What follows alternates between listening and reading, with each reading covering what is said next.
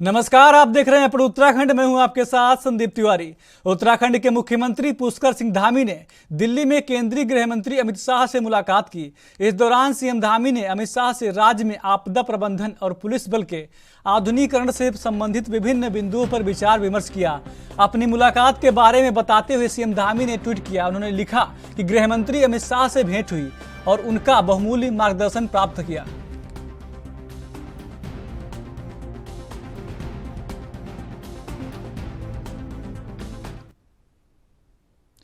प्रसिद्ध हास्य अभिनेता राजू श्रीवास्तव के निधन पर उत्तराखंड के सीएम पुष्कर सिंह धामी ने शोक जताया। उन्होंने ट्वीट कर लिखा, राजू श्रीवास्तव के निधन का अत्यंत दुखद समाचार प्राप्त हुआ। ईश्वर पुण्य आत्मा को अपने श्री चरणों में स्थान और शोकाकुल परिजनों को यह असीम कष्ट सहन करने की शक्ति प्रदान करें। आपको बता दें कि राजू श्रीवास्तव का दिल्ली के एम्स में 58 वर्ष की उम्र में निधन हो गया है।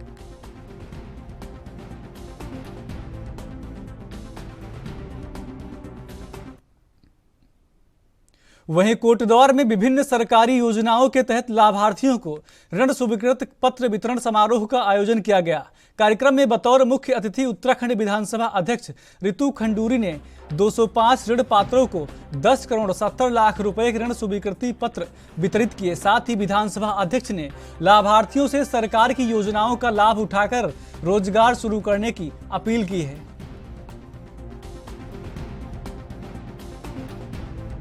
हल्द्वानी नगर निगम सभागार में एक कार्यक्रम का आयोजन किया गया। ओबीसी सर्वेक्षण के लिए गठित किए गए एकल सदस्यीय समर्पित आयोग के अध्यक्ष सेवानिवृत्त न्यायाधीश बीएस वर्मा के नेतृत्व में कार्यक्रम का आयोजन किया गया। इस दौरान उन्होंने कहा कि आयोग ओबीसी को सही आरक्षण देने के लिए जो सर्वेक्षण कर रहा है उसमें कमियां हैं। ये सर्वेक्षण 2011 की जनगणना के आधार पर हो रहा है। इस गणना के बाद वर्ष 2015 में चुनाव हो चुका है।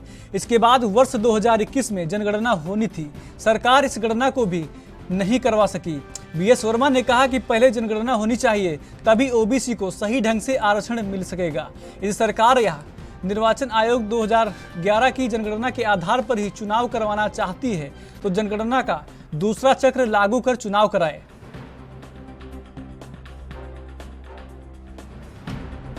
ऋषिकेश में जीएसटी के रजिस्ट्रेशन और रिटर्न फाइल को लेकर आ रही दिक्कतों के संबंध में अधिकारियों ने जागरूकता शिविर का आयोजन किया। इस दौरान जीएसटी के अधिकारियों ने व्यापारियों से उनकी समस्याओं को सुना। हालांकि ज्यादातर समस्याओं का समाधान मौके पर ही कर दिया गया। जो समस्याएं उच्च स्तर की थी उन्हें आला अधिकारियों को फॉरवर्ड कर समस्या का समाधान कराने का भरोसा अधिकारियों ने दिया। जीएसटी के असिस्टेंट डायरेक्टर अंजनी कुमार सिंह ने बताया कि लिखित और मौखिक रूप से व्यापारियों ने समस्याएं बताई, जिन्हें अधिकारियों ने अपने पास नोट कर लिया है।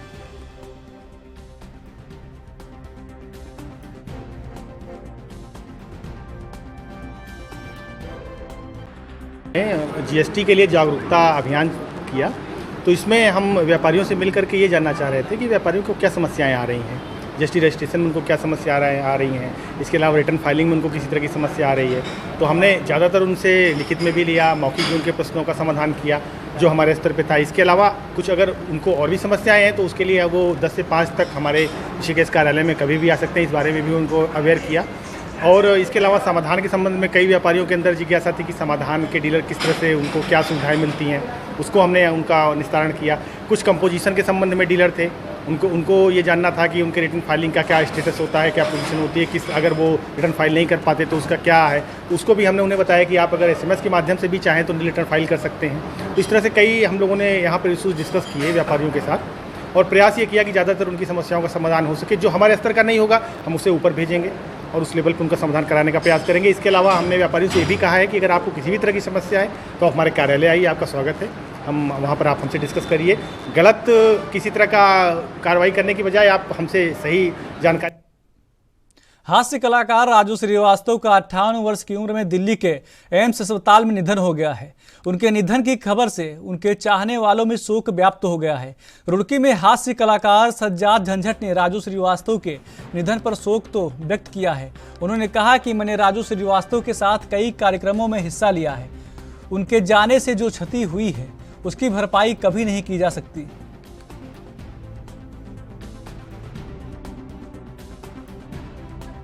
का दिन है आज के हमारे बीच। आज से कवि हास्य के लाफ्टर शो वाले एक बहुत बड़े अक्षति हमारे इस हिंदुस्तान में हुई है। बड़ा नुकसान हुआ है, उनके ना होने से बड़ा नुकसान है। राजू श्रीवास्तव साहब मेरे बड़े अजीज़, मेरे आइडियल थे, मेरे साथ कई प्रोग्राम शेयर हुए हैं नोएडा, दिल्ली। उनके बारे में मैंने अभी फ़ोन पे भी आज बात की थी एहसान कुरैशी साहब, उनकी बेगम जीनत कुरैशी साहिबा से। बड़ा दुख का नहीं हो पा रही थी उनसे बात, उनके बड़े करीब रहे, उनके कई प्रोग्राम्स में शेयर किया, उन्होंने सीरियल में भी किया, लेकिन मुझे जितना नुकसान मुझे हुआ है क्योंकि मैंने उनके ज़रिए से कई लड़कों को, कई हास्य उभरते हुए कलाकारों को स्टेज दिलाया है। बड़ा काम आने वाले आदमी थे, लेकिन आज स्वर्गीय कहते हुए बड़ा दुख हो रहा है कि स्वर्गीय आपके हमारे श्रीवास्तव साहब, राजू श्रीवास्तव साहब नहीं है। बड़ा तकलीफ़ का दिन है, मैं कुछ बयान नहीं कर सकता, मेरे बड़े प्रोग्राम सुन के रहे हैं। खटीमा के राजीव नगर में anti human trafficking unit Udham Singh Nagar की निरीक्षक बसंती आर्या ने एक महिला के घर पर छापा मारा। छापेमारी में 3 महिलाओं और 1 पुरुष समेत 4 लोगों को गिरफ्तार कर लिया है। आपको बता दें कि काफी समय से राजीव नगर में अनैतिक कार्यों को अंजाम दिया जा रहा था, जिससे आसपास का माहौल काफी खराब हो रहा था, जिसकी सूचना मिलने पर एंटी ह्यूमन ट्रैफिकिंग पुलिस ने छापा मारकर आरोपियों को गिरफ्तार कर लिया है। थाना झमकैया क्षेत्र में पड़ता है हमारा, और सूचना काफ़ी टाइम से आ रही थी कि कुछ यहाँ पर अनैतिक कार्य हो रहा है जो राजीव नगर में कोई महिलाएं करा रही है घर पे ही, जिससे जो है जो बच्चे हैं उन पर भी इसका असर पड़ रहा है, पूरा माहौल गंदा हो रहा है। कई लोग इसकी शिकायत करना चाहते हैं, लेकिन पुलिस की मोहल्ले उधर की वजह से ये चुप रहते हैं। तो आज इसी सूचना पर हमने यहाँ पर छापामारी की, तो मौके पर हमें ये 2 महिलाएं और 1 पुरुष आपत्तिजनक स्थिति में मिले, और जो ये करा रही हैं, जो मेन वहाँ की मालकिन है, वो किराए पर यहाँ पर कमरा लेके रहती है या उसका वहाँ पर खुद का है, ये भी हमें जानकारी की जा रही है। और ये काफ़ी वहीं उधम सिंह नगर के सामुदायिक स्वास्थ्य केंद्र में उस वक्त हड़कंप मच गया जब एक कर्मचारी को स्वास्थ्य केंद्र में गुलदार दिखाई दिया। वहीं स्वास्थ्य केंद्र के सीएमएस डॉक्टर पंकज माथुर ने गुलदार की सूचना तत्काल वन विभाग को दे दी। सूचना मिलते ही वन विभाग की टीम मौके पर पहुंच गई, जहां वन विभाग की टीम ने गुलदार को ढूंढने का प्रयास किया, लेकिन गुलदार का पता नहीं चला, जिसके बाद वन विभाग की टीम वापस लौट गई।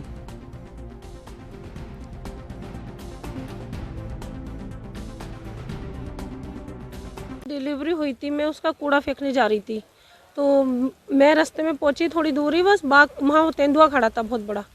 मैंने चीखा, फिर मेरा सारा स्टाफ आ गया था बाहर मुझे बचाने के लिए। फिर इतने में और स्टाफ भी आन के उन्हें उसे देखे, 3 जनों ने देखा, मैंने देखा सबसे पहला, फिर एक दीदी है सुनीता दीदी, उन्होंने देखा, दीपा ने देखा।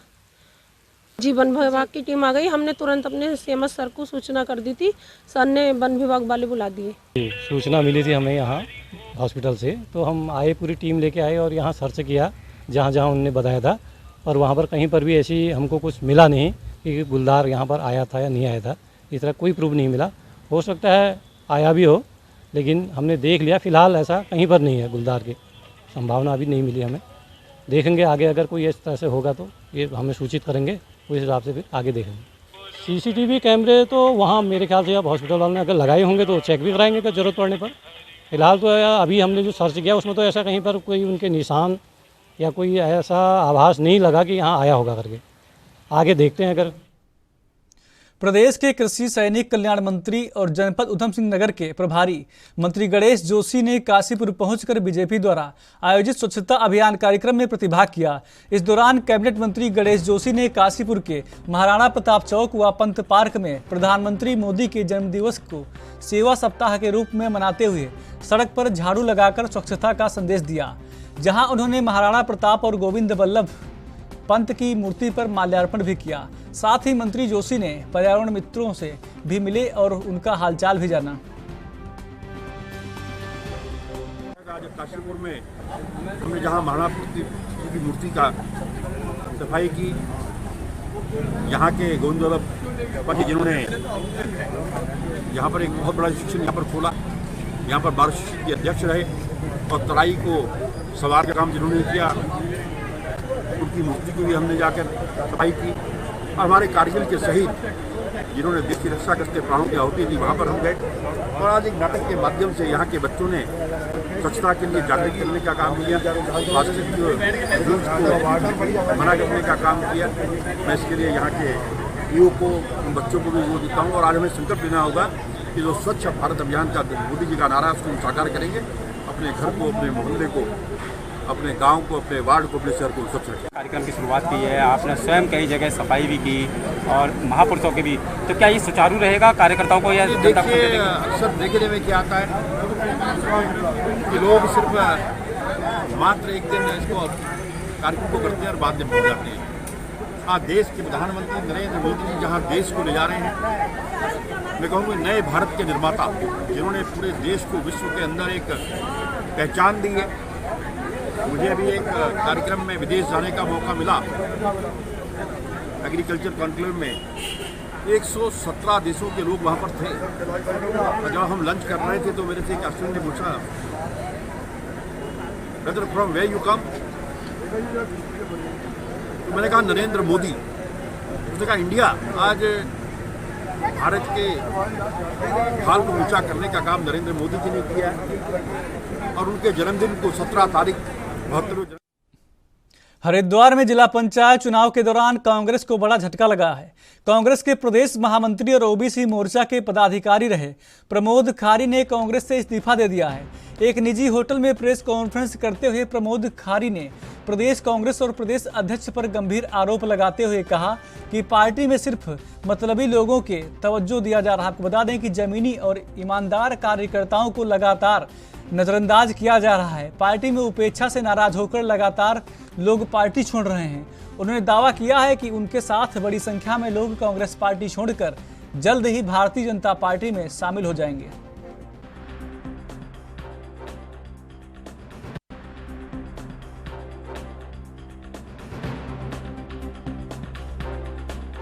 तो आपको बता दें कि हरिद्वार में जिला पंचायत चुनाव के दौरान कांग्रेस को बड़ा झटका लगा है।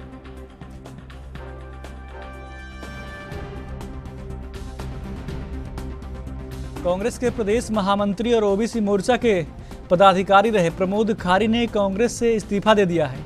एक निजी होटल में प्रेस कॉन्फ्रेंस करते हुए प्रमोद खारी ने प्रदेश कांग्रेस और प्रदेश अध्यक्ष पर गंभीर आरोप लगाते हुए कहा कि पार्टी में सिर्फ मतलबी लोगों को तवज्जो दिया जा रहा है।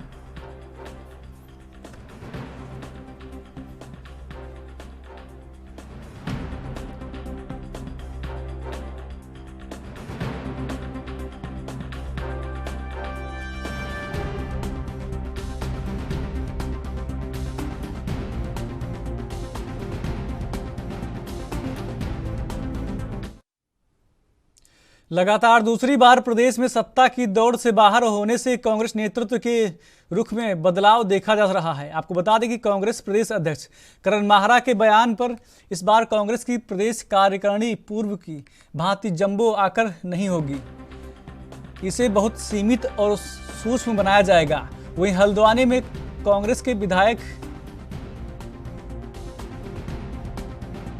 बागेश्वर से जहां मंडलायुक्त दीपक राउत ने भगवान बागनाथ जी से आशीर्वाद लेकर जिला कार्यालय का निरीक्षण किया। जिला स्तरीय अधिकारियों के साथ विभिन्न विकास कार्यों की समीक्षा बैठक की। उन्होंने सभी अधिकारियों को निर्धारित समय सीमा पर विकास कार्यों को गुणवत्तापूर्ण तरीके से करने के निर्देश दिए। कमिश्नर दीपक ने एडीएम प्राधिकरण खनन, सीआरए आबकारी आपदा प्रबंधन रिकॉर्ड रूप का निरीक्षण किया। समीक्षा बैठक में दीपक ने अधिकारियों को सरकार द्वारा चलाई जा रही योजनाओं का लाभ प्रत्येक नागरिक तक पहुंचाने के लिए तन मन से कार्य करने को कहा।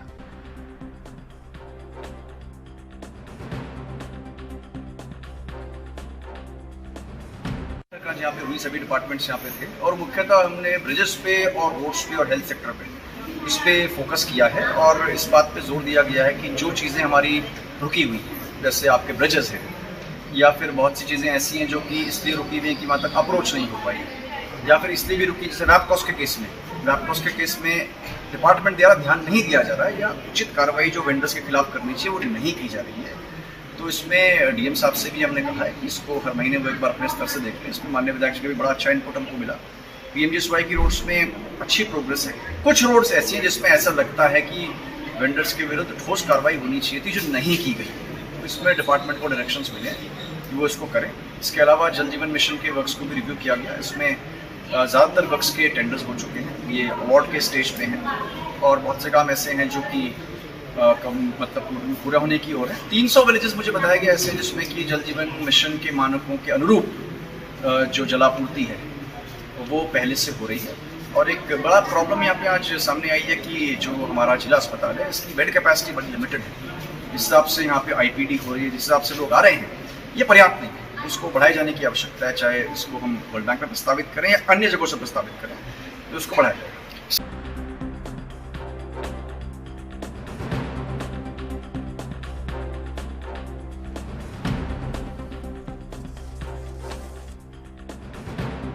तो आपको बता दें कि खबर बागेश्वर से है, जहां मंडलायुक्त दीपक रावत ने भगवान बागनाथ जी से आशीर्वाद लेकर जिला कार्यालय का निरीक्षण किया।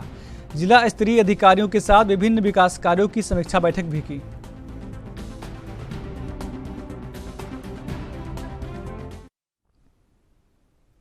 अल्मोड़ा जिले के विकास खंड स्यालदे के राजकीय इंटर कॉलेज में अनुसूचित जाति आयोग के उपाध्यक्ष पीसी गोरखा के निर्देशन में समाज कल्याण विभाग द्वारा संचालित बहुउद्देशीय शिविर आयोजित की गई। तहसीलदार निशा रानी ने पुष्पगुच्छ भेंट कर अनुसूचित जाति आयोग उपाध्यक्ष पीसी गोरखा का स्वागत किया।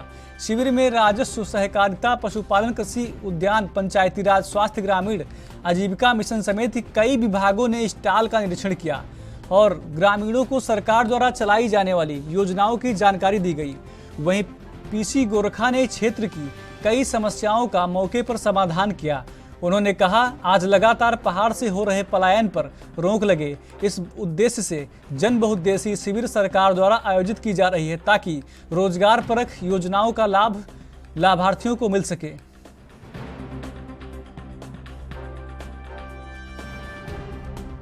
आज जो है स्यालदे में हमारा नैन जो ग्राम सभा है, यहाँ पर बहुउद्देशीय शिविर रखा गया था, जिसमें विभिन्न प्रकार हमारे डिपार्टमेंट के लोग यहाँ पर आए, स्टॉल लगाए, लोगों की समस्या का समाधान करने का प्रयास यहाँ पर किया गया। खासतौर पर भूमि से संबंधित जो प्रकरण हैं, उनमें जो बिक्री का आजकल बहुत ज़बरदस्त चल रहा है शेड्यूल कास्ट की भूमि का, उस पर रोक लगाने के लिए कहा है कि जब तक जाँच ठीक से न हो जाए उसको रोका जाए। इसके अलावा पेयजल की समस्या आई हैं, सड़कों की समस्या आई हैं, उनका समाधान करने का भी प्रयास किया गया है।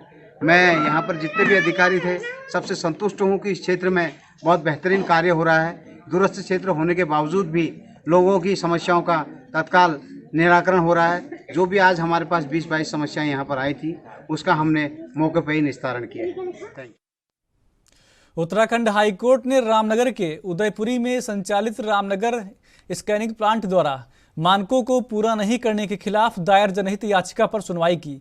मामले को सुनने के बाद कोर्ट की खंडपीठ ने स्टोन क्रेशर के निर्माण पर लगी रोक को जारी रखते हुए राज्य सरकार से 1 सप्ताह के भीतर सर्वे रिपोर्ट पेश करने को कहा है। मामले की सुनवाई के लिए कोर्ट ने 1 सप्ताह के बाद की तिथि नियत की है। उदयपुरी बंदोबस्ती गांव में स्टोन क्रेशर की परमिशन दी गई थी रामनगर नेचुरल स्कैनिंग प्लांट को, जहां पर जो दूरी के मानक होते हैं उनमें शिथिलीकरण प्रदान किया गया था, यानी कि जो सामान्यतः दूरी होती है उससे कम दूरी पर ही आबादी से स्टोन क्रेशर लगाने की अनुमति दी गई थी। तो इस मामले में कोर्ट ने पूर्व में सर्वे के आदेश दिए गए थे, लेकिन जो सर्वे किया गया राज्य सरकार द्वारा उसकी रिपोर्ट आज कोर्ट में फाइल नहीं हुई थी।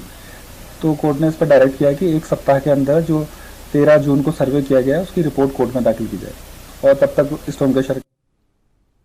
उत्तराखंड के खास बुलेटिन में मेरे साथ इतना ही। बाकी देश प्रदेश की तमाम खबरों के लिए देखते रहिए एनबी न्यूज़। नमस्कार।